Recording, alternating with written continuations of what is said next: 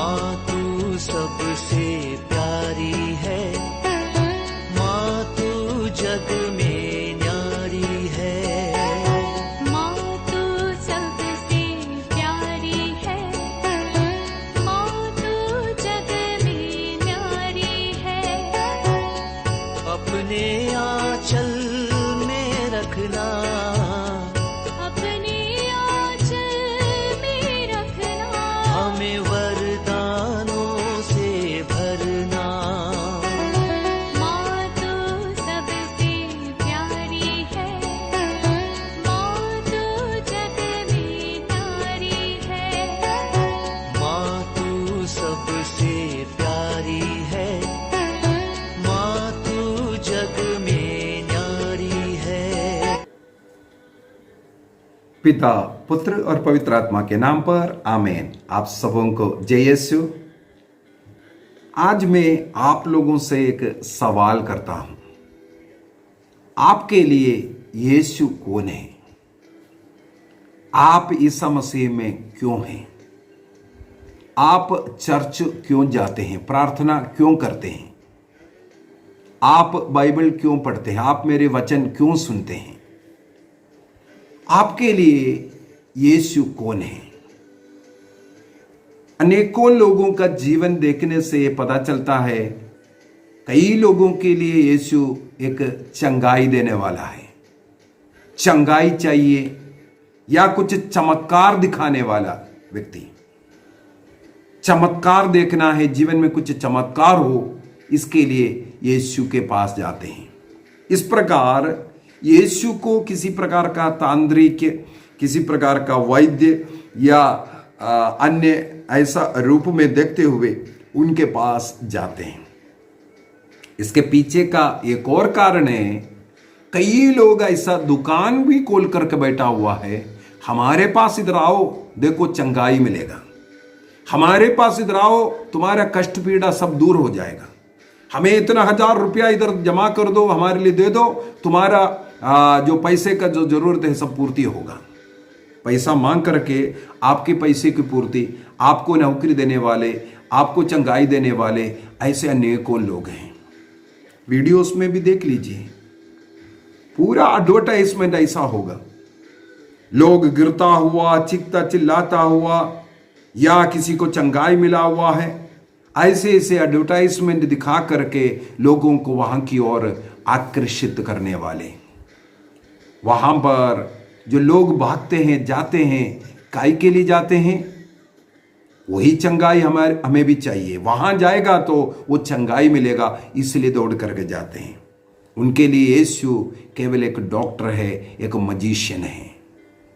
यीशु को इस प्रकार अनेकों लोग डॉक्टर, मजिशियन या चमत्कार दिखाने वाला तांत्रिक के रूप में बनाकर रखा है। यीशु इस संसार में क्यों आया? क्या ये तांत्रिक विद्या दिखाने के लिए, चिन्ह चमत्कार दिखाने के लिए, या चंगाई देने के एक डॉक्टर के रूप में आया? यीशु इस संसार में आया मुक्तिदाता, पाप से मुक्ति देने के लिए, मेरा और आपका जीवन को बदलने के लिए आया। पाप में, शैतान की गुलामी में मैं पड़ा हुआ था, मुझे उस शैतान की गुलामी से छुड़ाकर स्वर्ग का राज्य देने के लिए आया। यीशु को इस संसार में मनुष्य बनकर के आने का एक उद्देश्य है, पाप में पड़े हुए लोगों का पापों का प्रायश्चित करना और नरक के योग्य लोगों को उससे छुड़ा करके स्वर्ग राज्य देना। एक ही लक्ष्य है, स्वर्ग राज्य देना, हमारी आत्माओं को बचाना। लेकिन आज अनेकों लोग दुकान खोल कर रखा है शरीर को बचाने के लिए, चंगाई देने के लिए। हाँ, मैं इसका खिलाफ नहीं है, क्योंकि प्रभु यीशु मसीह स्वयं चंगाइयां दी। हम लोग पढ़ते हैं मार्कुस का सुसमाचार अध्याय 1:15 के अंदर प्रभु यीशु मसीह ने यही कह करके सुसमाचार की घोषणा की, पश्चाताप करो और सुसमाचार में विश्वास करो। पश्चाताप कर करके सुसमाचार में विश्वास कर स्वर्ग राज्य के योग्य बनाते हुए उस रास्ते में चलने के लिए प्रभु चलाने के लिए प्रभु इस संसार में आया। उस रास्ते में चलते चलते प्रभु यीशु मसीह ने चिन्ह चमत्कार को भी दिखाया। चिन्ह चमत्कार के द्वारा लोगों के भौतिक जरूरतों को भी पूर्ति किया। रोटियों के चमत्कार के द्वारा हजारों लोगों का भूख मिटाए। अनेकों बीमार ग्रस्त लोगों को चंगाई दे करके प्रभु यीशु मसीह में विश्वास करना और पश्चाताप करते हुए स्वर्ग राज्य की जीवन जीने के लिए उन्होंने यह चमत्कार करके दिखाया। कोई अन्य उद्देश्य नहीं, उद्देश्य केवल एक था, इसके द्वारा उनकी आत्मा को बचाना। यदि हम जो कुछ करता है उसके द्वारा मनुष्य के जीवन में आत्मा में परिवर्तन नहीं है, इसका मतलब हम वही तांत्रिकों का कार्य कर रहा है। तंत्र मंत्र जादू टोना करते हुए भी लोग इस प्रकार का कार्य कर रहा है। मूर्ति पूजा बाबा लोगों के पास जाकर के भी अनेकों लोगों को इस प्रकार का चंगाई या चमत्कार मिल रहा है। ईसा के नाम पर भी कुछ लोग वही कार्य कर रहा है। यदि ईसा मसीह के नाम पर मनुष्यों को बचाया नहीं, स्वर्ग राज्य के योग्य नहीं बनाया, आत्मा को बचाया नहीं, पाप से उन्हें मुक्ति नहीं मिला, तो हमारी सेवा कार्य व्यर्थ है। कई एडवर्टाइजमेंट हम लोग टीवी वगैरह में देख सकता है। कुछ बेबी फूड्स उसको खिलाते ही बच्चे बड़े तंदुरुस्त हो रहे हैं, बुद्धिमान हो रहा है, हाइट बढ़ रहा है। जो बिल्कुल पतला ऐसा था वो बड़ा मोटा हो गया है, या बड़े पेटू वाला जो लोग हैं उनका पेट कम हुआ है। पता नहीं क्या क्या इस प्रकार का एडवर्टाइजमेंट है, दिखा करके लोगों को आकर्षित करता है। उनका वो बिजनेस चलना चाहिए, उनको रोकड़ा मिलना चाहिए। कितने लोग उसके द्वारा पेट कम हुआ या हाइट बढ़ा मुझे नहीं मालूम, लेकिन आकर्षित करने के लिए इस प्रकार का कार्य करता है। उसी प्रकार कई लोग ईसा मसीह को अपना दुकान चलाने के लिए इस्तेमाल कर रहा है। इसलिए प्रभु ने जो कार्य करने के लिए लोगों को इस्तेमाल किया, प्रेरितों को इस्तेमाल किया, सुसमाचार प्रचारकों को चुना और नियुक्त किया, वो वहां से भटक गया है। उद्देश्य लक्ष्य भटक गया है वहां से। अब ये अन्य लक्ष्य हो गया, अपना कमाई, अपना दुकान चलना चाहिए, ये लक्ष्य हो गया है। इसलिए हमें थोड़ी देर अपने अंतःकरण को जांच करते हुए अपने में परिवर्तन करना है। चाहे कोई भी एडवर्टाइजमेंट के द्वारा कुछ भी प्रोडक्ट बेचने दो, हमें निर्णय करना है क्या हमारे शरीर के लिए वो अच्छा है, हमारी आत्मा के लिए वो अच्छा है, हमारे बच्चों को वो देने से बच्चों की जिंदगी बचेगा। क्या हम इस प्रकार का वहां जो दिखा रहा है उसके अनुसार जीवन जीने से जो हमें देखने में अच्छा लगता है, कई बार मैं बोल करके देता हूं एक अच्छा टीवी, अच्छा फिल्म देख लो, पिक्चर हॉल में जाकर के देख लो, वह 3 घंटे के लिए बहुत अच्छा मनोरंजन लगेगा, बहुत अच्छा मनोरंजन। कई लोग इस प्रकार मनोरंजन के लिए जाते हैं, वहां जाकर के हाँ मनोरंजन बहुत अच्छा लगता है, वो अच्छा लगने के लिए जा रहा है। आत्मा इसके द्वारा बच रहा है कि नहीं ये नहीं देख रहा है। कुरिन्थियों का पहला पत्र अध्याय 15, कुरिन्थियों का पहला पत्र, 1 Corinthians chapter 15 verse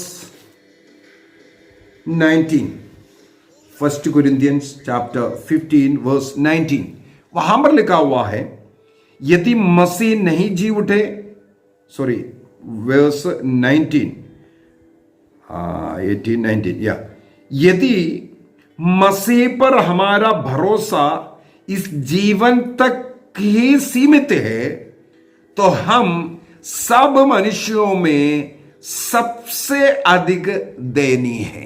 एक बार और पढ़ता हूं, यदि आप मसीह में आया, आप चर्च में आ रहा है, आप फलाना जगह पर जा रहा है, आप किस लिए जा रहा है? इस संसार की चीजों के लिए, इस संसार के आनंद के लिए, खुशी के लिए आप वहां पर आप जा रहा है, कुछ ऐसा उद्देश्य है मुझे चंगाई चाहिए, मेरे जीवन में ऐसा ऐसा रुकावट हो रहा है, प्रॉब्लम हो रहा है, इससे मुक्ति चाहिए, वहां जाने से मिलता है, इस प्रकार का विचार में आप जा रहा है, तो यहां पर लिखा हुआ है, फिर से पढ़ते हैं 1 Corinthians chapter 15 verse 19, पहला कुरिन्दी 15:19, वहां पर लिखा है, यदि मसीह पर हमारा भरोसा, इसलिए मसीह पर हम विश्वास करते हैं, भरोसा करते हैं, प्रभु को अपना नाद, अपना सब कुछ मान करके हम रखा है, इस जीवन तक की सीमित कार्यों के लिए।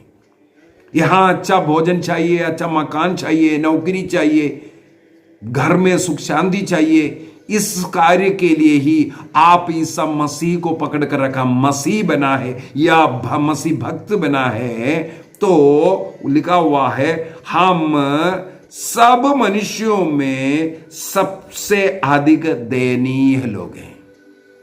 अन्य लोगों के विषय में लिखा हुआ है उससे भी बढ़ करके, जो मसीह को नहीं जानता है, मसीह में नहीं आया है, ऐसे लोगों से भी हमारी स्थिति दयनीय स्थिति है, क्योंकि हम मसीह के नाम पर केवल इस संसार की वस्तुओं को, चंगाइयों को ही मांग रहा है।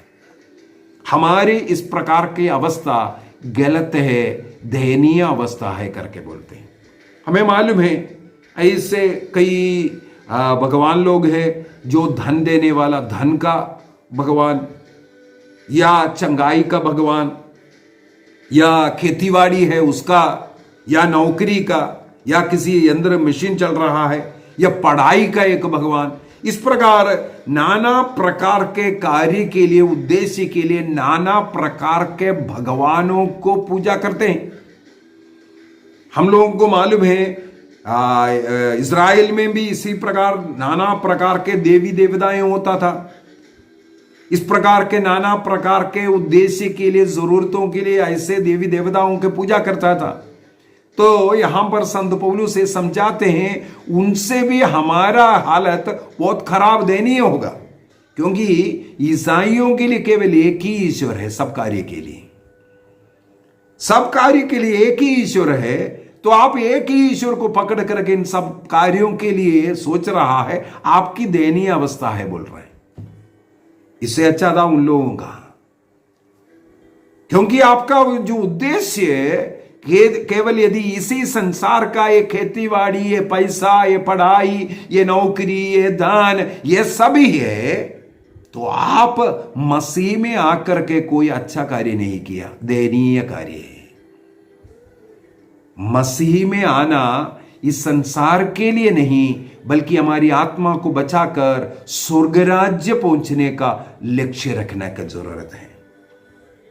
मत्ती के सुसमाचार 6:33, तुम सबसे पहले ईश्वर का राज्य और उसकी धार्मिकता का खोज करो, बाकी सब चीजें, ये जो खेतीबाड़ी है, जो जमीन चाहिए, मकान चाहिए, नौकरी चाहिए, विवाह होना है, बच्चा चाहिए, पढ़ाई चाहिए, ये सब कुछ बाकी यूं ही मिलेगा जब आप ईश्वर की उस धार्मिकता का जीवन जिएंगे, आप एक धर्मी बनेंगे, आप अपनी आत्मा के विषय में सोचेंगे, तब आपको यह सब कुछ मिल सकता है। इसलिए आपको आत्मा के विषय में सोचने की जरूरत है। 2 कुरिन्दी उसके अध्याय 9 का वाक्य 8 को भी पढ़ते हैं। ईश्वर आप लोगों को प्रचुर मात्रा में हर प्रकार का वरदान देने में समर्थ है, जिससे आपको कभी किसी तरह की कोई कमी नहीं हो, बल्कि हर भले काम के लिए, चंदा देने के लिए भी बहुत कुछ बच जाए, अर्थात आपके पास बाकी भी बचेगा, उतना अधिक मात्रा में आपको सब कुछ देने में वो सक्षम ईश्वर है। इसलिए आपको धन के लिए, ऐसा इस संसार की वस्तुओं के लिए ज्यादा मांगने की जरूरत नहीं है। आपको लक्ष्य रखना है, मेरी आत्मा को मैं कैसे स्वर्ग पहुंचाऊं। ईसा मसीह मुझे स्वर्ग ले जाने के लिए आया है, मेरी मुक्ति, पाप से मुक्ति कर ईश्वर स्वर्ग राज्य के लिए मुझे योग्य बनाने के लिए आया। क्या मैं उस कार्य के लिए कार्य करता हूं? मेरे प्रवचन में यदि आपका पाप छोड़ करके पवित्रता में आने के विषय में क्लास नहीं है, बातचीत नहीं है, तो मैं गलत सिखा रहा हूं। केवल चंगाई चंगाई दिखा करके आपको मेरी ओर आकर्षित करना है, मैं समझता हूं ये एक भोश का काम, गलत काम है। कई लोग पूछते हैं, हाँ रटीटो में क्या चमत्कार हुआ। मैं एक उत्तर देता हूं हर जगह पर। यदि मुझे पता चला है अनेकों का मन परिवर्तन हुआ, कई जगहों पर जो पाप स्वीकार के बाद पुरोहित मुझसे बात करते हैं, बहुत अच्छा कन्फेशन लोगों ने किया, आपने बहुत अच्छा प्रिपेयर किया, बस मुझे बहुत आनंद उसमें मिलता है। यदि एक व्यक्ति अपने पाप को घृणा किया, छोड़ने का निर्णय किया, सचमुच में हृदय व्यथा के साथ एक अच्छा पाप स्वीकार कर प्रभु के साथ जुड़ गया, उसका चंगाई भी हो गया। हम लोग मार्कुस का सुसमाचार उसके अध्याय 2 वाक्य 1 से पढ़ते हैं। 4 लोग एक अर्धांग रोगी को लेकर के ईसा मसीह के पास लेके आए। बड़े मुश्किल से उस घर का छत तोड़ करके नीचे उतारा कटले में। ईसा मसीह ने उन लोगों का विश्वास देख करके उस अर्धांग रोगी से कहते हैं, बेटा तुम्हारा पाप क्षमा हो गया। उन 4 लोगों ने उस अर्धांग रोगी को ईसा मसीह के पास इसलिए लेके आया था ताकि इसे चंगाई मिले। इस संसार तक सीमित एक चंगाई, इस संसार में रहते वक्त उसको उठ करके चलना फिरना है, वो चाहिए। इसके कारण ये आज कार्य नहीं कर पा रहा है, अर्धांग रोगी है, पलंग में पड़ा हुआ है, खाना पीना सब कुछ इसके लिए मुश्किल हो गया। उठकर चल फिरे, काम करे, मेहनत करे, मजदूरी करे, कमा करके अपने परिवार को चलाएं। इस उद्देश्य से लोग ईसा मसीह के पास उस अर्धांग रोगी को लेके आया, लेकिन मसीह ने वहां पर उस व्यक्ति का पाप क्षमा किया। ईसा मसीह ने देखा इस व्यक्ति को शारीरिक चंगाई से बढ़कर आत्मा की चंगाई की जरूरत है। इस संसार के 4 दिन रह करके कमा करके खाने के से बढ़ करके इसकी आत्मा को स्वर्ग भेजना, प्रभु के पास भेजना जरूरी है। इसलिए मसीह ने सबसे पहले उसका पाप क्षमा किया, इसके बाद कहा उठो और चलो। शारीरिक चंगाई से बढ़कर के एक व्यक्ति को आत्मिक चंगाई की जरूरत है। हमारे मन हृदय को शुद्ध करने की जरूरत है। यदि आपको शारीरिक पीड़ा है, होने दीजिए ना। हो सकता है वो पीड़ा के द्वारा आपको और आत्मिक उन्नति मिल सकता है। मसीह की उस पीड़ा के साथ उसको समर्पित करते हुए अन्य लोगों के लिए प्रार्थना कीजिए। उसके द्वारा अनेकों को और अपने पापों का क्षमा के लिए भी वो इस्तेमाल कर सकता है। मसीह के दुख भोग के साथ हमारे दुख भोग को, हमारी कमियों को, हमारे अपमान को, निंदा को, दुखों को, कष्टों को समर्पित कीजिए। प्रभु ईसा मसीह ने हमें स्वर्ग राज्य देने के लिए कोई चमत्कार नहीं दिखाया। इस संसार के रोटी देने के लिए चमत्कार जरूर दिखाया। इस संसार में चल फिरने के लिए, शारीरिक चंगाई के लिए उन्होंने चमत्कार दिखाया, लेकिन हमें स्वर्ग राज्य देने के लिए प्रभु ने अपने शरीर पर कष्ट झेला, अपमान सहा, क्रूस पर लटकते रहा, अपना प्राण अर्पित कर हमें जीवन दिया। मसीह ने चमत्कारी रूप से हमारे पापों को क्षमा नहीं किया, बल्कि सहन करते हुए। इसलिए मसीह के उस सहन के साथ हमारे दुख कष्टों को समर्पित करते हुए हमें प्रार्थना करना है, ये सहन करने की शक्ति हमें दीजिए, यह दर्द सहन करने की शक्ति दीजिए। प्रभु यीशु मसीह का सबसे बड़ा दुख कष्ट का समय है गत्सेमनी बाड़ी का कष्ट पीड़ा, क्योंकि वहां पर उनके हृदय दर्द के कारण उनकी पसीना रक्त की बूंदों जैसे गिर रहा था, पसीना रक्त के बूंद जैसे गिर रहा था। शिष्यों के पास आकर के यही कहा, मेरा हृदय इतना व्याकुल है कि मैं मरने पर हूं। मृत्यु का दर्द सहन कर रहा था, शारीरिक मानसिक दर्द, असहनीय दर्द। उस समय पर प्रभु ने क्या किया? बार बार पिता से प्रार्थना करते रहे, आबा पिता, तेरे लिए सब कुछ संभव है, ये प्याला मुझसे हटा ले, फिर भी मेरी नहीं तेरी इच्छा पूरी हो। यदि कोई और रास्ता है मनुष्यों का पाप को हरने के लिए, खत्म करने के लिए कोई और रास्ता है, यदि हो सके का मतलब यही है, और कोई तरीका है तो वो तरीके से हम पापों को क्षमा करेंगे। ये कष्ट, ये दुख का, ये दर्द का, ये असहनीय पीड़ा का ये प्याला हटा लो, क्योंकि उतना अधिक दर्द था। पूर्ण रूप से मनुष्य था ईसा मसीह। वो दर्द, असहनीय दर्द, उस समय पर पिता को पुकारा।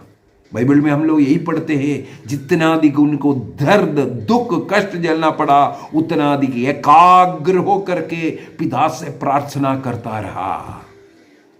हमें भी यही करना है।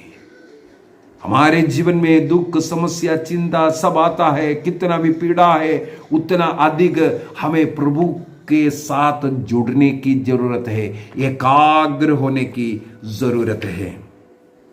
प्रवक्ता ग्रंथ को पढ़ते हैं। प्रवक्ता ग्रंथ,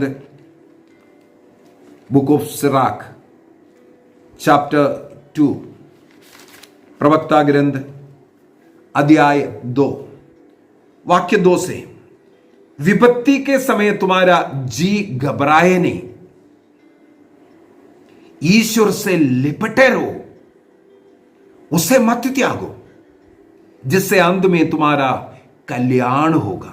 तुम्हारे जीवन में दुख, कष्ट, विपत्तियां सब आ रहा है, पराजय आ रहा है, उस समय पर निराश मत हो जाइए, हताश मत हो जाइए, प्रभु को मत त्यागिए, बल्कि उतना अधिक जिस प्रकार ईसा मसीह सबसे अधिक पीड़ा के समय सबसे अधिक एकाग्र होकर के पिता से जुड़ता रहा, प्रार्थना करता रहा, तब ईश्वर ने स्वर्गदूत को भेजकर उन्हें हिम्मत बांधाया। शक्ति प्रदान करने वाला प्रभु। मत्ती के सुसमाचार 11:28 में हम लोग पढ़ते हैं, मैथ्यू चैप्टर 11:28, थके मांदे बोझ से दबे हुए लोगों, तुम सब मेरे पास आओ।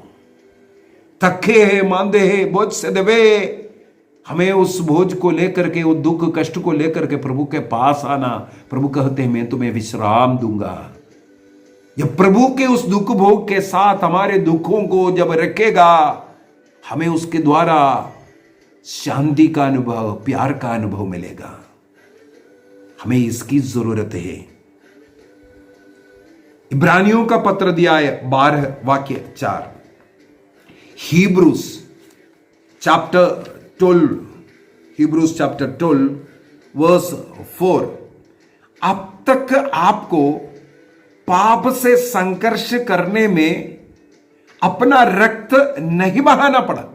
रक्त बहाने का कार्य प्रभु ईसा मसीह ने किया। आपको इतना अधिक दुख कष्ट नहीं मिला।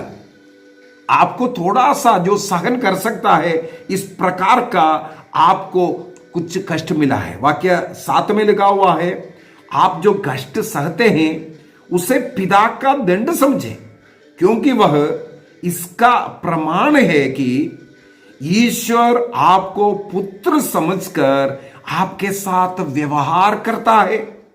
और कौन पुत्र ऐसा है जैसे पिता दंड नहीं देता? यदि आपको दूसरे पुत्रों की तरह दंड नहीं दिया जाता तो आप औरस पुत्र नहीं बल्कि जारज संतान बन जाएगा। हम लोग ईसा मसीह के द्वारा दत्तक पुत्र बन गया, औरस पुत्र बन गया है। हम जारज पुत्र नहीं है। इसलिए हमारे जीवन में दुख कष्ट होना जरूरी है। ईसा मसीह के साथ जुड़ करके जीवन जीने वालों को इस प्रकार का कष्ट झेलना जरूरी है। यहां पर लिखा है आपको रक्त बहाने का कोई अवसर अभी तक नहीं मिला है, लेकिन हम लोग मालूम है इतिहास में ऐसे अनेकों लोग हैं मसीह के कारण अपना प्राण अर्पित किया। मरिया गुरेती पाप ना करने के लिए अपना रक्त बहाया, मरने के लिए तैयार हो गया। पड़ोस का अलेक्जेंडर नाम का लड़का उससे पाप के लिए पकड़ा, वो चिल्लाई, अलेक्जेंडर तुम्हारे मन में पाप विचार है, इसके द्वारा तुम नरक जाओगे, इसलिए मन के विचार को हटाओ। लेकिन अलेक्जेंडर उसके लिए तैयार नहीं था। वो बेटी पाप नहीं करेंगे, पाप के लिए मरने के लिए तैयार हो गया। वहां पर हम लोग देखते हैं अलेक्जेंडर गुस्सा कर करके उसे चाकू मार मार करके उसकी हत्या किया। मरिया गुरेती रक्त बहाकर पाप से दूर रहने के लिए। मसीह ने इसी प्रकार हम मानव जाति के पापों को हमसे दूर करने के लिए रक्त बहा करके हमें बचाया। यदि मरिया गुरेती अपना रक्त अपने को पाप से बचाने के लिए, उस कलंक से बचाने के लिए किया है, तो ईसा मसीह ने सारे संसार की मुक्ति के लिए रक्त बहाया। उनका रक्त के द्वारा हमें पवित्रता मिल रहा है। दूसरा मक्कबियों का ग्रंथ, सेकंड मक्कबियंस चैप्टर 7 में एक मां और उनके 7 पुत्रों के विषय में लिखा हुआ है। ईश्वर के प्रति उनकी भक्ति के कारण, ईश्वर को छोड़ करके अन्य देवी देवताओं का पूजा ना करने के कारण, ईश्वर के संहिता के अनुसार जो निषिद्ध वस्तुओं का सेवन ना करने के कारण इन 7 पुत्रों को यंत्रणा सहते हुए अपनी मां के सामने जीवन अर्पित करना पड़ा। किस किस प्रकार उनके यंत्रणा दिया, ये सब उस अध्याय के अंदर लिखा।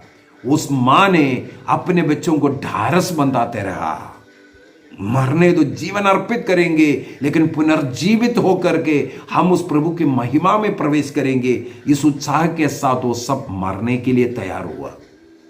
हमें इस संसार के प्रति नहीं, बल्कि हमें स्वर्ग राज्य के लिए जीवन जीना है, यदि जीवन भी त्यागना पड़ेगा। हमें मालूम है ओडिशा में क्रिश्चियों के ऊपर किस प्रकार अत्याचार हुआ, सैकड़ों लोगों की हत्या किया, हजारों क्रिस्तीय परिवार जला करके कई लोगों के साथ बलात्कार किया गया। किस प्रकार कुछ उन क्रिसमस के दिनों में तांडव मचाया था ईसाइयों के ऊपर। लेकिन हम लोग देखते हैं वे लोग अपना प्राण अर्पित किया अपने विश्वास में रहने के लिए। इस्लामिक स्टेटाइस लोग क्रिश्चियों को पकड़ पकड़ करके किस प्रकार मार डाला, काटा है, हम लोग टीवी में कई वीडियो में देखा है। केवल ईसा मसीह को त्यागने से, ईसा मसीह को अपना मुक्तिदाता के रूप में स्वीकार ना करने से वो अपना जीवन बचा सकता था, लेकिन उन्होंने अपना प्राण अर्पित करने के लिए तैयार हुआ, क्योंकि वो मुक्तिदाता उस मसीह में विश्वास करते हुए आनंद जीवन का लक्ष्य रखा। ये केवल इस संसार का सुख, इस संसार में अच्छा जिंदगी जीने के लिए नहीं, बल्कि इस संसार के बाद मुझे एक जीवन जीना है। शद्रक मेशक अबेदनगो के विषय में दानियल के ग्रंथ अध्याय 3 में हम लोग पढ़ते हैं। राजा नबूकदनेस्सर ने आग के भट्टी में डालने का धमकी दिया। वहां पर राजा को बोलते हैं, राजा तुम क्या चीज है, यदि कोई हमें इस आग से बचा सकता है तो राजा तुम नहीं, बल्कि हमारा जीवित ईश्वर है। वो यदि बचा भी नहीं है, नहीं बचाएगा, तब भी हमें कोई निराशा नहीं, क्योंकि इसके बाद हमें एक आनंद जीवन मिलने वाला है, क्योंकि उस मसीह में विश्वास करते हुए हम अपनी आत्मा को बचा रहा है। दानियल के ग्रंथ अध्याय 13 के अंदर इस प्रकार एक खूबसूरत लड़की के विषय में लिखा है, सुसन्ना। उस सुसन्ना के ऊपर गलत नजर डाल करके कुछ 2 न्यायाधीश लोग उसको पाप में गिराने का कोशिश किया, लेकिन वो उसके लिए हाँ नहीं भरा, उनके हाथों से वो बच करके जाते हैं। इस कारण उन न्यायाधीशों ने झूठा इल्जाम लगा करके इस लड़की को व्यभिचार में पकड़ा बोल करके उनको जो पत्थर मार करके मार डालने का आदेश दिया। उस सुसन्ना ने इसलिए पाप नहीं किया, उन्हें मालूम है मुझे मेरा मृत्यु उसके बाद हो सकता, मैं यदि उनके इच्छा के अनुसार अपना शरीर को नहीं देगा, ये लोग मुझे मृत्यु दंड देगा। वो प्रभु की ओर आंखें उठा करके कहा, मैं कोई और रास्ता नहीं देख रहा है, लेकिन पाप में मरने की अपेक्षा पाप ना कर करके पाप के लिए मरना मैं अच्छा समझता हूं। वो पाप नहीं किया, लेकिन पाप के लिए वो मरने के लिए तैयार हुआ। हम अपने जीवन में इस संसार की कुछ वस्तुओं के लिए प्रभु को पकड़ रहा है। हम इसलिए प्रार्थना कर रहे हैं, इसलिए कैथोलिक कलीसिया छोड़ करके अन्य कलीसिया में ज्वाइन कर रहा है, क्योंकि वहां जाने से चंगाई मिलता है, वहां ये मिलता है, वहां वो मिलता है। मिलने वाले चीजों को देख करके, और कैथोलिक कलीसिया में भी अनेकों लोग फलाना संत को पकड़ने से ये मिलेगा, फलाना संत को पकड़ने से ये मिलेगा, इस प्रकार का कुछ विश्वास में जा करके, मैं किसी संत के खिलाफ नहीं बोल रहा है, लेकिन इस प्रकार का कुछ अंधविश्वास में पढ़ करके अपने को कहीं नष्ट तो नहीं कर रहा है। किसी संत को ऐसा मोहर लगा करके तो नहीं रखा, आप केवल उन्हीं के पास जाने से ये मिल रहा है, या ईश्वर ने इन संतों को हमें इसलिए दिया है, उन संतों के मध्यस्थ द्वारा उनके समान जीवन जी करके हम अपने जीवन में उस संत के समान परिवर्तन करते हुए वो कृपा अनुग्रह आशीष पाने के लिए हम कई बार यही गलती करते हैं। उस संत को वो कार्य देने वाला समझते हैं, लेकिन उस संत के जीवन को अपना जीवन उतारने के लिए नहीं कोशिश करते हैं। कलीसिया संतों को इसलिए हमारे जीवन में उदाहरण के तौर पर दिया है, उनका जीवन हम अपना जीवन बना करके, उनकी उस पचिन्हों पर चलकर, उनका हाथ पकड़कर हम स्वर्ग की यात्रा करें, स्वर्ग राज्य की ओर, प्रभु की ओर जाने के लिए हमें इस प्रकार का संत दिया है। हमें कई बार इस प्रकार का इस विचार के द्वारा प्रभु को, आत्मा को जो महत्व देना है उसको ना देते हुए, हम इस संसार की वस्तुओं के लिए महत्व देते हुए कई बार पाप करते हैं। पहली आज्ञा का उल्लंघन क्या है? कई लोग सोचते हैं हाँ ये मूर्ति पूजा है, वहां ये है वो है, नहीं है। रोमियो का पत्र दिया 1:21 में लिखा हुआ है, ईश्वर को जानते हुए ईश्वर को उचित आदर सम्मान नहीं देना, यही तुम्हारा पाप है। ईश्वर को हम जान रहा है, ईश्वर को हम किस कार्य के लिए इस्तेमाल कर रहा है, केवल इस लौकिक कार्य के लिए, इस संसार के लिए सीमित है, तो हम बहुत बड़ा पाप, पहला पाप, पहली आज्ञा का उल्लंघन कर रहा है। इस संसार के लिए नहीं, बल्कि हमें प्रभु इस संसार में आकर के आनंद जीवन देने के लिए आया। हमें मसीह में रहना है, आनंद जीवन प्राप्त करने के लिए। आइए हम अपनी आंखों को बंद करें और प्रार्थना करें, प्रभु हमें कृपा दीजिए, आशीष दीजिए, हमारे जीवन में आकर के हमें कृपा दीजिए प्रभु, हम आपके समान बनने के लिए हमारी आत्मा को बचाने का कार्य कर पाए, आत्मा का कार्य कर पाए। इस संसार की कुछ वस्तुओं के लिए नहीं, बल्कि मुझे मेरे आत्मा को बचाना है। आत्मा को बचाने के लिए, पवित्र जीवन जीने के लिए मुझे प्रभु से प्रार्थना बार बार करना है। मुझे चर्च जाना है, संतों के पास जाना है, क्योंकि मुझे मेरी आत्मा को बचाना है। मेरा लक्ष्य आत्मा को बचाने का रखेंगे, यह निर्णय कीजिए। प्रभु को अपने हृदय में बुलाइए। पवित्र आत्मा हम सबों को ये शक्ति एवं सामर्थ्य प्रदान करे। पिता, पुत्र और पवित्र आत्मा के नाम पर आमीन। आप सबों को जय यीशु।